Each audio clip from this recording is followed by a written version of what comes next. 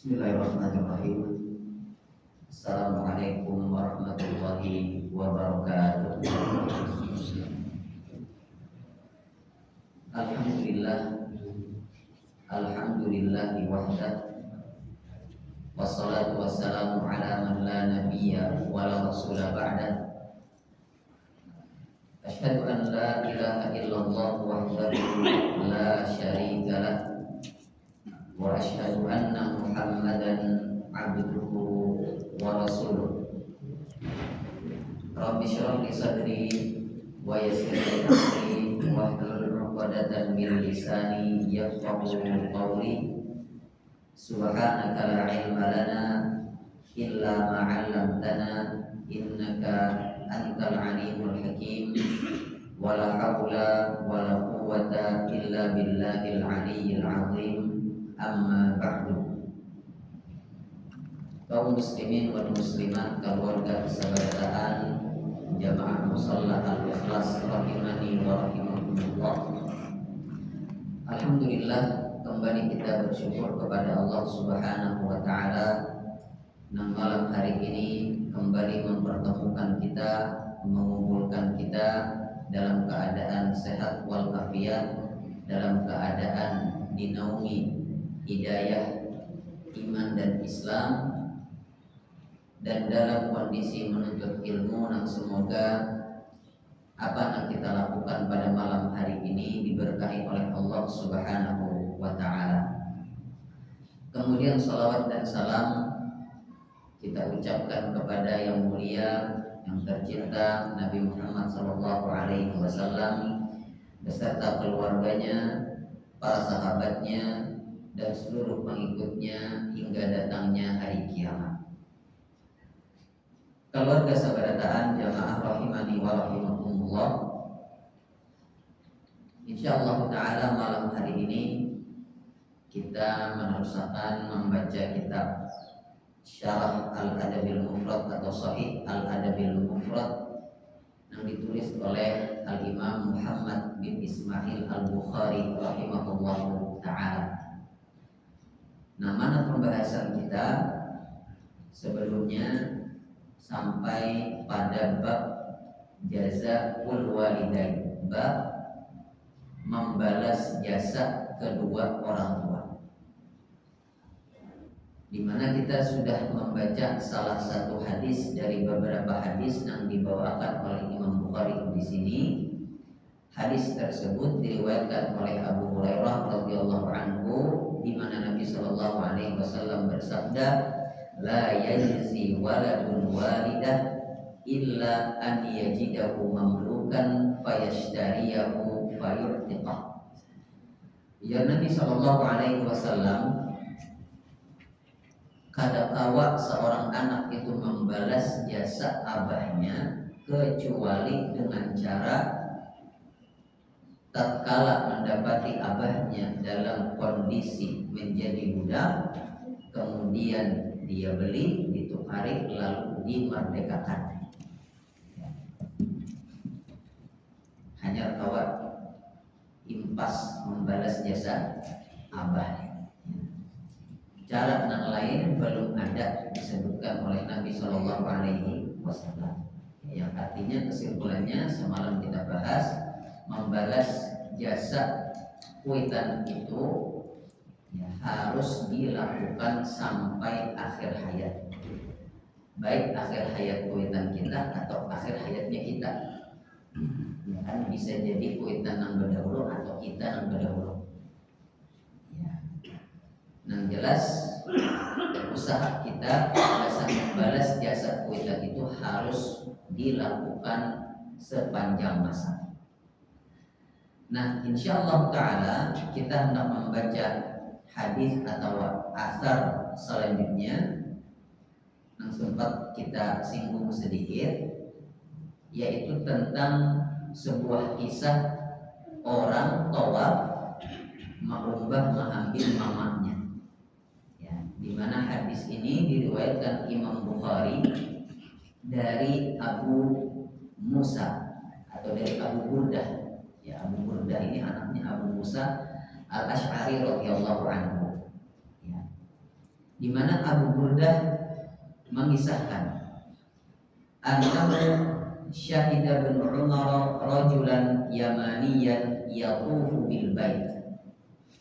Pada suatu hari, ujar Abu Burdah, aku menyaksikan ada seseorang lelakian dari daerah Yaman. Nah, apa faedahnya disebutkan daerah asal laki-laki ini? Supaya kita tahu perjuangan lelakian ini menuntun membawa mamahnya itu jauh.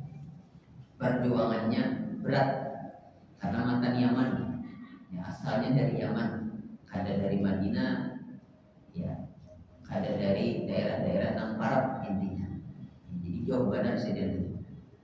Jadi pada saat itu ada seorang laki-laki dari Yaman yang disaksikan oleh Ibnu Umar radhiyallahu anhuma, di mana laki-laki dari Yaman ini sedang tawaf mengelilingi Ka'bah, ya, entah ibadah umrah atau haji.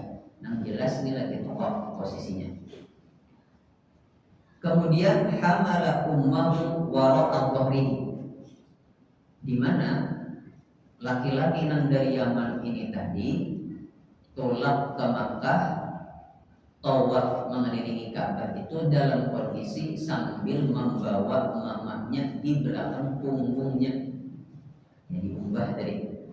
Nah, artinya bebannya bertambah nih. Kita mungkin tawaf saurangan aja itu sudah lapah, apalagi sambil membawa orang di belakang kita, lebih lapah lagi. Tak patut zaman dahulu mungkin ada sebanyak wayah ini jamaahnya nang orang haji bawa wayah ini banyak orangnya, salah langkah bisa rabah aja jajak. Tetap berat. Nah, kemudian laki-laki ini yang membawa mamahnya tadi sambil tawaf mengucapkan sebuah bait syair. Apa bait syairnya? Katanya, inni laha ba'iruhal muzallal in uz'irat rikabuha lam uz'ar. Sesungguhnya aku ini laksana unta tunggangan nang patuh untuk ibuku. Perbedaannya, lamun unta bujuran itu kawalapah, aku kada kawalapah. Artinya laki-laki ini tadi namun bawa mamahnya tawaf Ka'bah ini tadi, mau keliling Ka'bah ini tadi, itu siap mengumbah sampai apabila aja ada berlapahan, ada berampian. Ya. Sedangkan tunggangan unta mungkin ada wayahnya harus istirahat. Nah, buat di unta itu turun dahulu pokoknya. Ya. Nah, ini kada.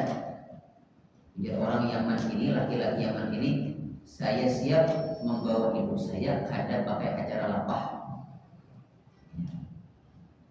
Lalu tuntung sudah tawaf.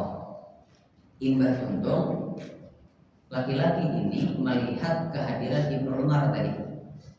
Lalu datang kepada Ibnu Umar seraya mengatakan, ya benar Umar, turani jazaituha, wahai Ibnu Umar, apa pendapatmu? Apakah apa yang sudah kulakukan ini cukup gasan membalas jasa sidin, jasa mamaku nih?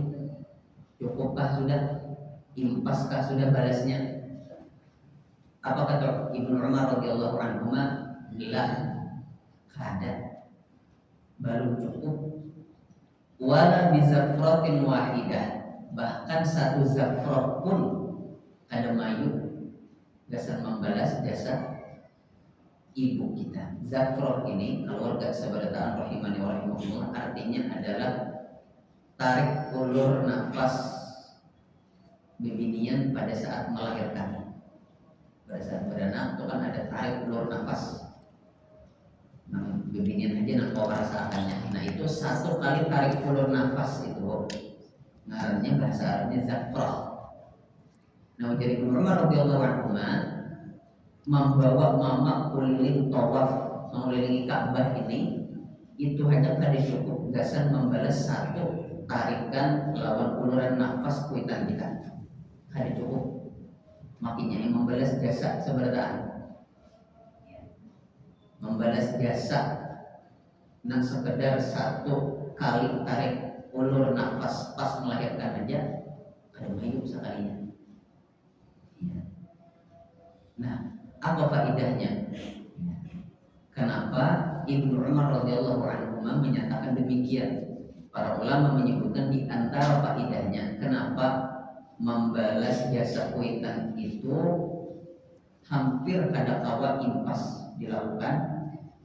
Jawabannya, alasannya salah satunya supaya kita itu kada mudah merasa cukup membalas jasa kuitan. Karena bila ada batasnya, saat ini cukup ya. Bila sudah sampai ke situ ampih khawatirnya, karena sudah merasa impas, karena merasa sudah lunas sudah tadi. Oleh karena itulah syariat kada menetapkan batasan, artinya sampai kita karena berdahulu meninggal atau kuitan kita yang berdahulu meninggal harus terus berbakti membalas jasa kuitan kita. Entah membalas jasa atau membalas jasanya mama. Karena memang kada kawa kada cukup tadi. Syariat kada menetapkan batasan seberapa batas minimal seseorang itu sudah dianggap lunas membayar jasa kuitannya. Oleh karena itulah dalam syariat Islam berbakti kepada kuitan itu harus dilakukan sepanjang masa. Bahkan karena ada Imam Bukhari membawakan bab khusus tentang tata cara berbakti kepada kuitan pas kuitan sudah meninggal dunia. Nah, ini bukti bahwasanya berbakti kepada kuitan itu terus menerus sampai hari kiamat.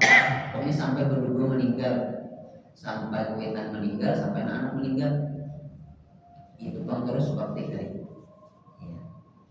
Baik, ini kisah tentang Ibnu Umar radhiyallahu anhu yang ditakuni oleh seseorang laki-laki dari Yaman tadi tentang apakah perbuatannya itu sudah cukup membayar lunas jasa pengorbanan mamanya yang ternyata belum cukup lagi, bahkan masih jauh. Ya.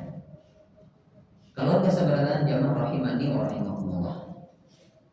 Contoh kita dari asar tersebut. Kita masuk kepada kisah asar nang selanjutnya atau hadis nang selanjutnya. Hadis ini dibawakan oleh Imam Bukhari rahimahullah ta'ala dari sahabat nang mulia Abdullah bin Amr.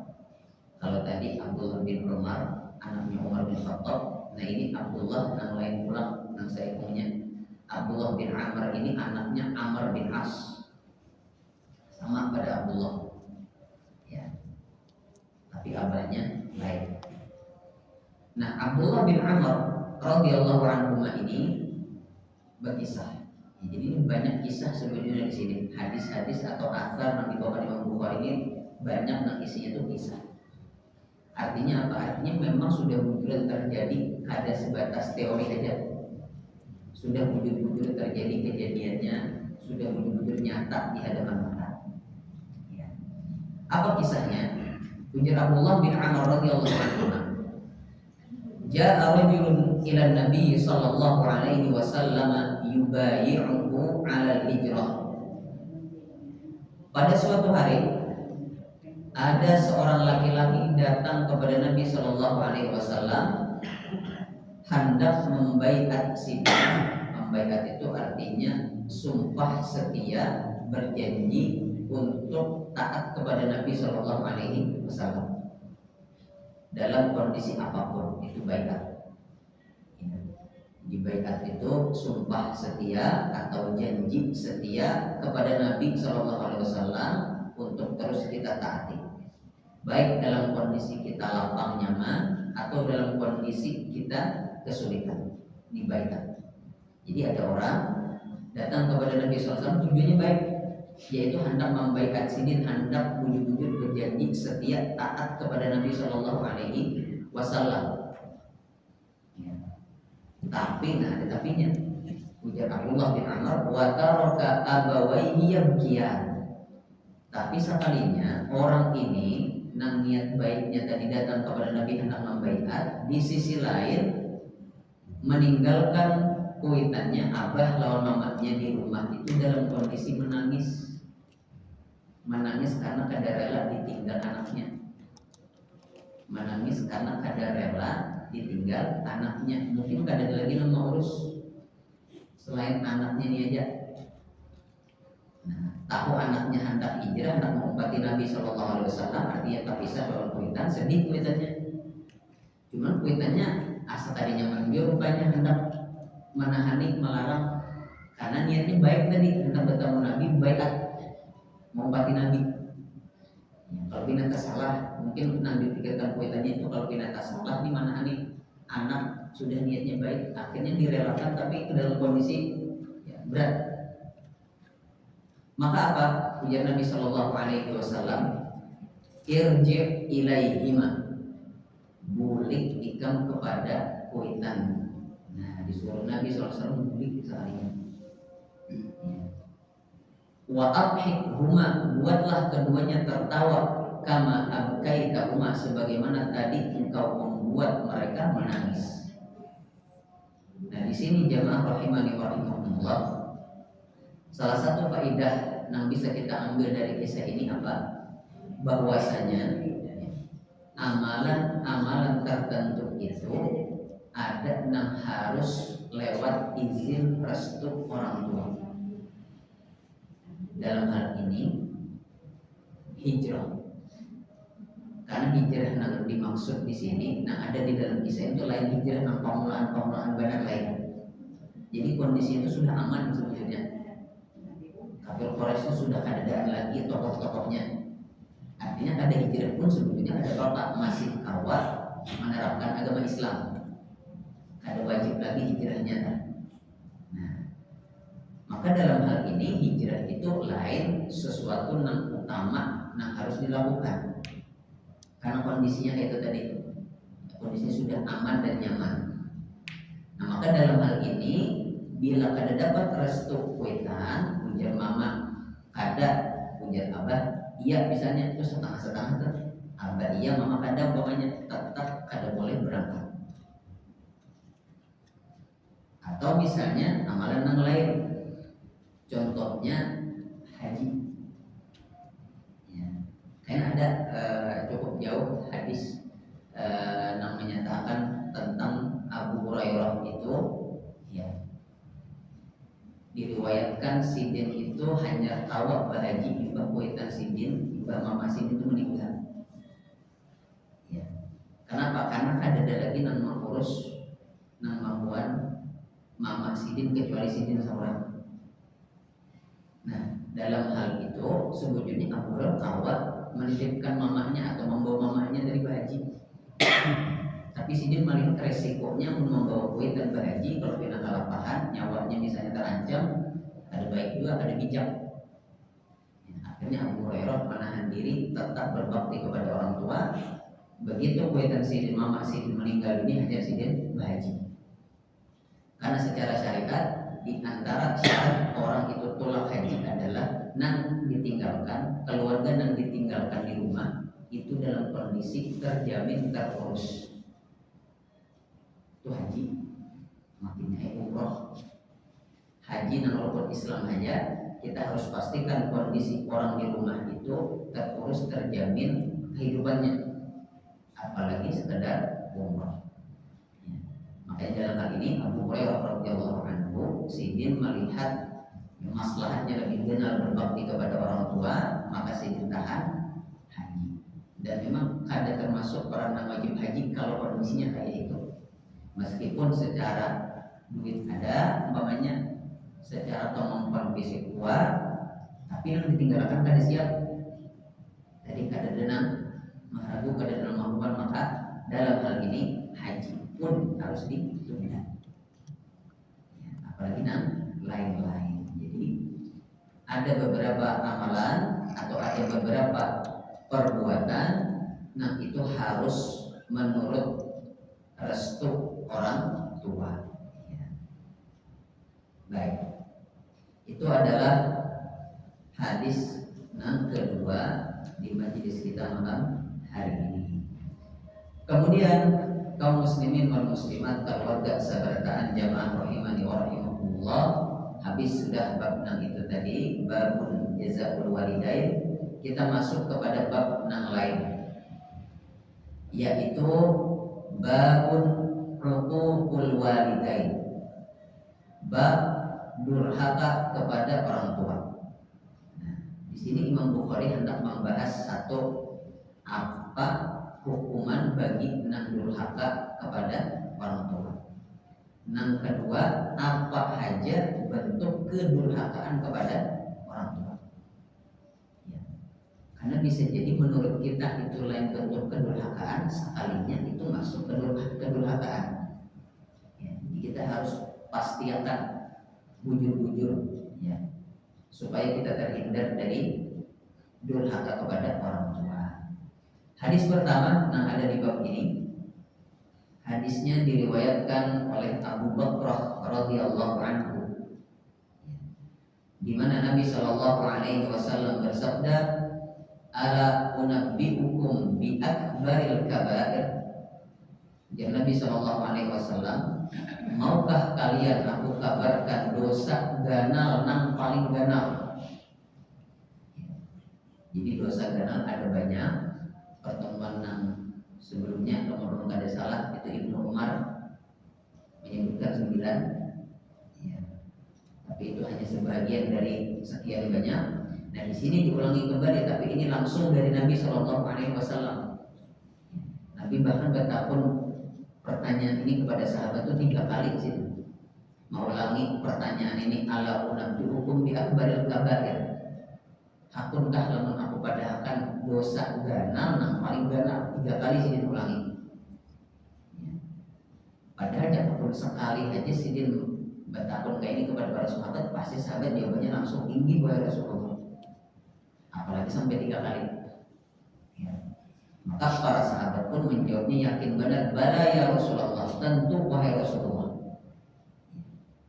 Qala, maka Nabi SAW bersabda, al-isyraku billah, dosa ganal nang paling ganal, pembelaan al-isyraku billah, menyekutukan Allah Subhanahu wa ta'ala. Ya. Ini dosa ganal nang paling ganal, nang apabila ada sempat kita bertaubat dari dosa syirik ganal, maka dosa itu tadi ada kalau diampuni sampai kapanpun. Lain namun syirik kecil. Lamun syirik kecil, syirik nang halus, itu meskipun seseorang kada sempat bertaubat, artinya meninggal dalam kondisi membawa dosa syirik halus, ya, ini masih bisa, ya, ujung-ujungnya kayak masuk ke surga. Ya, meskipun kita kada hendak singgah ke neraka, ya, tapi katakanlah misalnya ada seseorang yang meninggal dunia tak bawa dosa syirik halus, umpamanya tak bawa dosa riya, atau tak bawa dosa sum'ah, atau tak bawa dosa ujub. Kalau kawan-kawannya itu pokoknya yang syirik-syirik kecil, meninggal dunia dalam kondisi membawa dosa itu tadi, meskipun ini harus disiksa di neraka karena dosanya itu tadi, tapi tetap kainnya dikeluarkan dari neraka dan kau masuk ke dalam surga. Ini syirik nang halus. Tapi bila syirik nang ganal, yang bujur-bujur mengampahkan ibadah itu kepada selain Allah, nang bujur-bujur kada hendak lagi menyembah Allah Subhanahu wa ta'ala, nah maka ini sampai apabila aja itu andakannya di neraka. Waliyadzubillah. Ini dosa ganal yang paling ganal. Kemudian yang kedua, yang Nabi Shallallahu Alaihi Wasallam, wa uququl walidain. Nah, yang kedua adalah durhaka kepada orang tua. Ya. Jadi imbah membahas dosa ganal yang kaitannya dengan hak Allah Ta'ala, masuk yang kedua langsung hak manusia, dimulai dengan haknya kuitan kita. Saking berbahayanya pelanggaran hak kuitan, saking berbahayanya durhaka kepada kuitan, sampai-sampai Nabi sebutkan di urutan yang kedua. Kemudian Nabi SAW ya, hingga tuntung sini menyebutkan dua dosa ganal. Dosa ganal yang paling ganal tadi.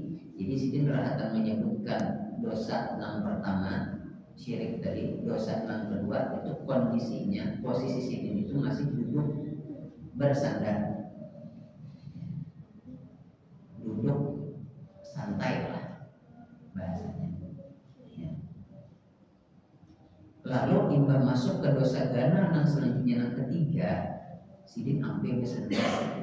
Artinya apa, yang tadinya santai ini sudah mulai sangat serius, bertambah keseriusan sidin, menandakan bahwa dosa ganal yang ketiga ini meskipun urutannya ketiga tapi tetap berbahaya ya. Yang ketiga apa?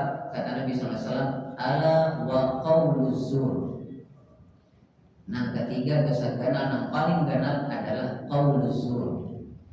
Qauluz zur disebutkan oleh para ulama itu ada 3 bentuk. Qauluz zur itu artinya perkataan yang kada baik.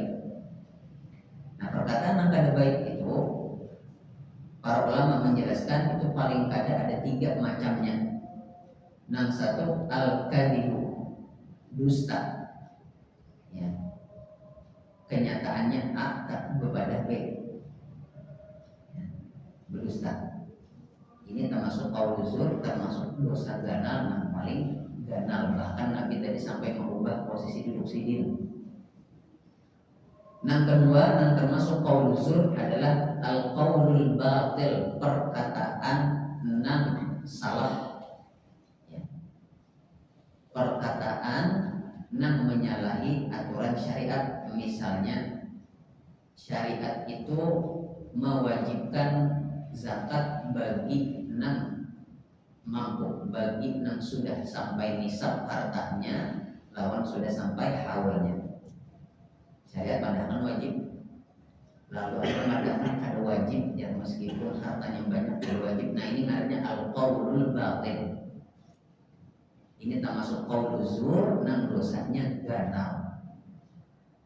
Yang kedua. Yang ketiga adalah at-tuhmah, tuduhan. Khususnya menuduh seorang muslim atau muslimah yang baik-baik dituduh berzina.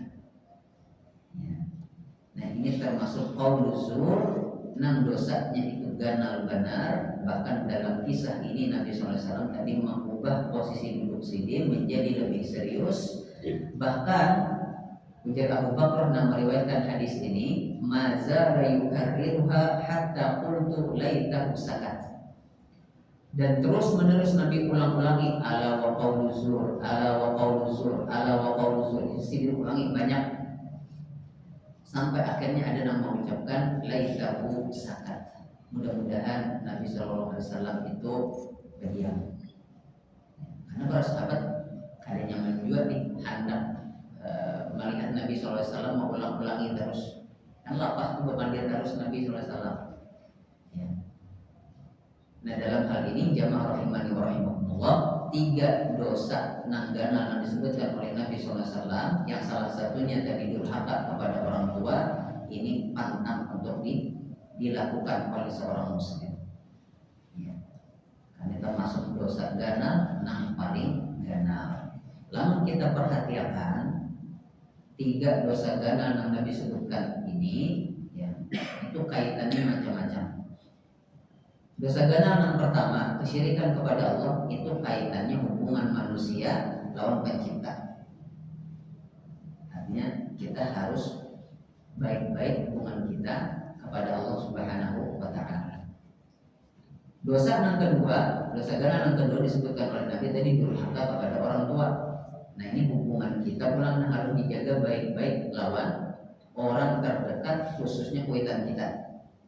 Lawan keluarga, khususnya kuitan kita. Kemudian dosa yang ketiga tadi qauluz zur, perkataan yang kada baik. Nah ini berlaku gasan sabarata umat manusia, di mana bahanu mungkin ada yang merasa sudah dekat dengan seseorang, akhirnya ucapannya kada dijaga. Jadi kita oleh syariat melalui hadis ini, melalui sabda Nabi ini, seakan-akan dituntun perbaiki hubungan kita kepada Allah, perbaiki hubungan kita kepada kita, perbaiki hubungan kita kepada manusia yang lain. Istilah hendaknya hablum minallah dan hablum minan nas. Ya. Itu hadis yang ketiga atau hadis yang pertama dari bab huququl walidain. Kemudian kaum muslimin dan muslimat jamaah rahimani wa rahimakumullah, hadis yang selanjutnya masih dari bab yang sama, bab huququl walidain. Hadis ini lagi-lagi berupa sedikit ada kisahnya, ya, di mana Imam Bukhari rahimahullah taala meriwayatkan hadis ini atau kisah ini dari Warrad. Warrad ini sekretarisnya Al-Mughirah bin Syu'bah. Ya. Jadi Al-Mughirah bin Syu'bah ini sempat menjabat jadi gubernur di suatu tempat. Nah, sidin gak isi sekretaris namanya Warrad. Ya. Warrad berkisah, kata Muawiyah ilal Mughirah, uktub ilayya bima sami'ta min Rasulillah sallallahu alaihi wasallam. Suatu hari Muawiyah, ya, bin Abi Sufyan, pemimpin kaum muslimin juga, tapi daerahnya berbeda lawan Al-Mughirah bin Syu'bah. Ya. Jadi Muawiyah ini mengirim surat kepada Al-Mughirah bin Syu'bah. Namun zaman kita ini ya WhatsApp, WA. Tapi zaman dahulu pakai surat. Apa isi suratnya dari Muawiyah ini? Uktub ilayya bima sami'ta min Rasulillah sallallahu alaihi wasallam. Wahai Mughirah, tulis satu hadis yang engkau pernah dengar dari Rasul sallallahu alaihi wasallam. Ya. Jadi Muawiyah minta kepada Mughirah sebuah hadis. Nah, di sini ada sebuah faedah yang bisa kita ambil, bahwa para sahabat itu radhiyallahu anhum jami'an semangat menuntut ilmunya itu terjaga padahal sudah berisi urusannya masing-masing. Mughirah sudah menjabat jadi seorang pemimpin di suatu daerah. Muawiyah sama menjadi pejabat di suatu daerah. Tetapi semangat sidin berdua gasan saling bertukar ilmu itu ada pajak. Padahal urusannya urusan yang luar biasa rumit, mengurus wilayah. Ya. Tapi Muawiyah tetap bersemangat menuntut ilmu, minta disampaikan suatu hadis oleh Mughirah. Nah, maka Warrad pun yang jadi sekretarisnya Mughirah tadi akhirnya disuruh oleh Mughirah kesan menulis, ya, menulis hadis. Jadi hadisnya itu didikte oleh Mughirah dan menulis Warrad. Sudah belum ditulis hanya dikirim ke Muawiyah. Apa isi surat balasannya atau hadis yang ditulis dalam surat tersebut? Ya, isinya adalah ini Warrad berkisah, fa'amla alayya, maka Mughirah pun mendiktekan kepadaku, wa katabtu biyadi, dan akulah yang menulis dengan tanganku sendiri, anni sami'tuhu yanha an kathratis su'al, bahwasanya ujar Mughirah, tulis wahai Warrad, sesungguhnya aku pernah mendengar Nabi Shallallahu Alaihi Wasallam melarang beberapa hal. Nabi SAW kadang membolehkan beberapa hal. Yang pertama, kathratis su'al, banyak bertanya, banyak bertakun. Ini makna yang pertama. Makna yang kedua, banyak meminta. Jadi as-su'al di sini maknanya bisa banyak bertakun atau banyak meminta. Dan para ulama menyebutkan kedua-duanya sah maknanya. Artinya kita dilarang oleh Nabi SAW dari perbuatan kathratus su'al, banyak bertakun. Nah, banyak bertakun yang kayak apa yang kada boleh yang dilarang oleh Nabi SAW, itu banyak bertakun hal-hal yang sebelumnya kada penting. Contoh, kayak apa tata caranya sembahyang di bulannya. Nah, padahal belum tentu kita tolak ke bulan. Kayak apa caranya sembahyang di dalam banyu umpamanya. Padahal ternyata bila ada dalam banyu itu jangan sembahyang. Ya, aktivitas namanya aja ada kawat. Nah, tatapunan kayak ini yang dilarang oleh Nabi Shallallahu Alaihi Wasallam. Bila terlalu banyak betapun pertanyaan yang kayak ini, maka ini termasuk perbuatan yang dilarang. Itu bila maknanya mengambil makna yang pertama. Bila mengambil makna yang kedua, artinya Nabi SAW melarang kita dari banyak meminta. Minta harta kepada manusia, ya, atau minta benda kepada manusia. Ini perbuatan yang terlarang. Baik dalam kondisi kita perlu atau kada perlu. Jadi mun kita bujuk-bujuk perlu aja tuh, terlalu banyak minta kepada manusia, ada boleh sudah hukumnya. Apalagi mun sebujuknya kita ada perlu benar, tapi masih minta juga. Nah ini semakin kada boleh lagi. Jadi minta itu sesekali masih boleh, tapi bila jadi kebiasaan ini kada boleh. Kada dibolehkan oleh Nabi Shallallahu Alaihi Wasallam. Kemudian yang kedua yang dilarang oleh Nabi Shallallahu Alaihi Wasallam adalah wa idha'atil mal, membuang-buang harta. Membuang-buang harta ini banyak macamnya atau banyak caranya. Salah satunya menukar sesuatu nang kadada faedahnya, nang kadada manfaatnya, baik manfaat akhirat atau manfaat dunia. Namun barang itu masih ada manfaat dunianya, bapaknya. Ya. Misalnya kita bertukar jam tangan. Ya. Ada tuh manfaatnya, kesan melihat jam, kesan mengetahui jam berapa sudah. Apalagi itu biasanya kalau membantu kita melihat waktu sholat, ya bagus lagi. Ya. Nukar HP, ada manfaat duniawinya, bahkan ada manfaat akhiratnya, boleh. Nah, kalau boleh itu ketika kita menukar sesuatu nang faedahnya itu kadada atau terlalu sedikit faedahnya. Ya, jangankan faedah akhirat, faedah duniawinya aja ada. Nah, ini termasuk menyia-nyiakan atau membuang harta, dan itu dilarang oleh Nabi Shallallahu Alaihi Wasallam. Kemudian yang selanjutnya yang dilarang oleh Nabi Shallallahu Alaihi Wasallam adalah wa'an qila wa qala. Nabi Shallallahu Alaihi Wasallam melarang kita, ya, terlalu banyak memindahkan berita. Ujar si Ano kayak ini, ujar si ini kayak itu, ujar si A, ujar si B. Kebanyakan memindah berita. Ada kota dengar berita nang hanyar, ya, iba mendengar ngomong ini share, ya, status, ya. Padahal belum tentu orang perlu mendengar kabar dari. Nah ini ternyata dilarang oleh Nabi Shallallahu Alaihi Wasallam. Kenapa? Di antara sebabnya disebutkan oleh para ulama karena ini bisa melalaikan seorang muslim dari zikir mengingat kepada Allah Subhanahu Wa Taala. Ada berita apa nabi viral, ya sudah.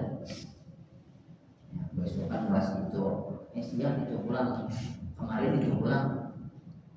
Ya, akhirnya lalai kita dari zikir kepada Allah Subhanahu wa Ta'ala, sehingga ini wajar dilarang oleh Nabi Shallallahu Alaihi Wasallam. Jadi ada 3 perkara yang dilarang oleh Nabi Shallallahu Alaihi Wasallam secara khusus yang beliau sampaikan kepada Mughirah tadi, yang kemudian oleh Mughirah, ya, disampaikan melalui surat kepada Muawiyah. Ya, yang pertama tadi adalah banyak bertanya, menyia-nyiakan harta, serta banyak memindahkan berita. Ya. Lalu apa hubungannya lawan durhaka kepada kuitan? Kan bab kita ini durhaka kepada kuitan. Nah, tiga perbuatan ini apa hubungannya? Di sini yang ada hubungannya lawan durhaka kepada kuitan, jamaah rahimani wa rahimakumullah, adalah yang kedua. menyia-nyiakan harta. Ya. Di mana dalam hal ini para ulama menyebutkan posisinya kuitan itu jauh lebih berharga daripada harta. Lamun harta aja kita kan boleh menyia-nyiakan, apalagi kuitan. Lamun harta aja misalnya kita kada apik itu dianggap melanggar syariat, apalagi hubungan kita lawan kuitan dianggap lebih melanggar syariat lagi. Jadi ini kecerdasan Imam Bukhari rahimahullah taala tatkala membawakan hadis ini luar biasa. Ya, meskipun secara samar-samar kaitan bab ini dengan hadis yang kita bawakan, tapi tetap ada faedah di situ. Ya.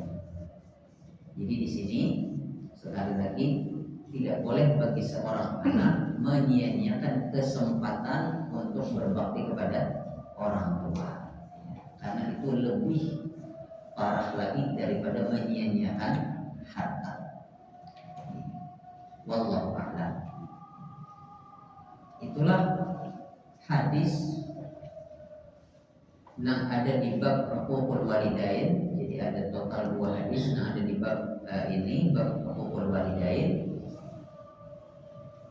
Kemudian ada bab yang lain yang insyaallah taala kita bahas di kesempatan yang akan datang, yaitu bab la'anallahu man la'ana walidayhi. Bab Allah Subhanahu wa taala melaknat anak yang melaknat kuitannya. Ya. Jadi ada anak itu yang mungkin tanpa disadari telah melaknat kuitannya sehingga Allah melaknatnya. Nah, kayak apa itu bentuknya? Insyaallah taala akan kita bahas di pertemuan yang akan datang. Wallahu a'lamu bishawab.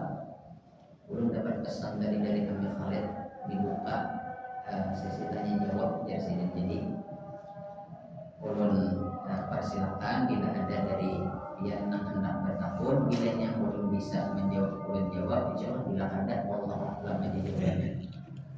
Oke, silakan.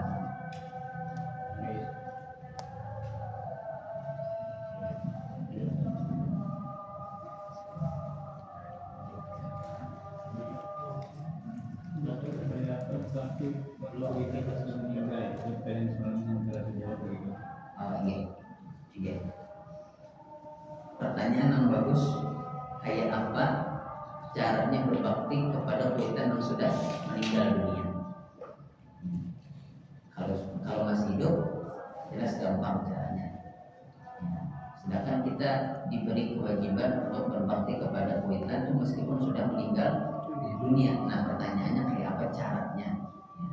Maka caranya sebagaimana yang disebutkan oleh Imam Bukhari di bab yang akan datang, salah satu cara yang paling manjur, yang paling banyak, paling ganal pahalanya, baik gasan kita ataupun gasan kuitan kita, adalah berdoa, mendoakan ampunan, kebaikan, mendoakan rahmat gasan kuitan kita yang sudah meninggal dunia.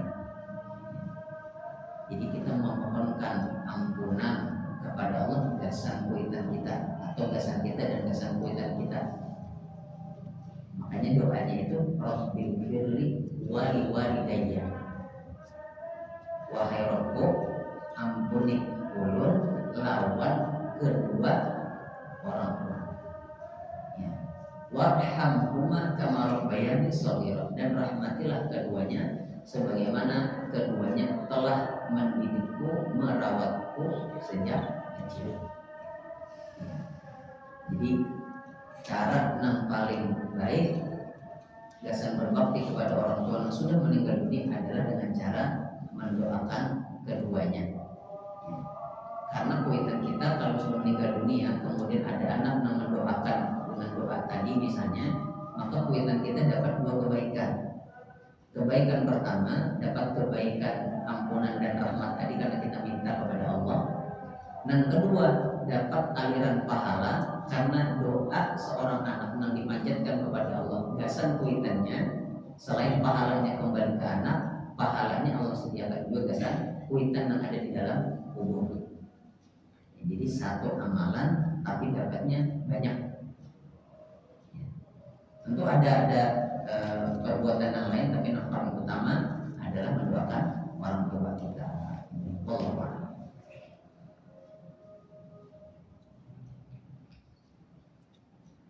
Adakah lagi kasih cukup?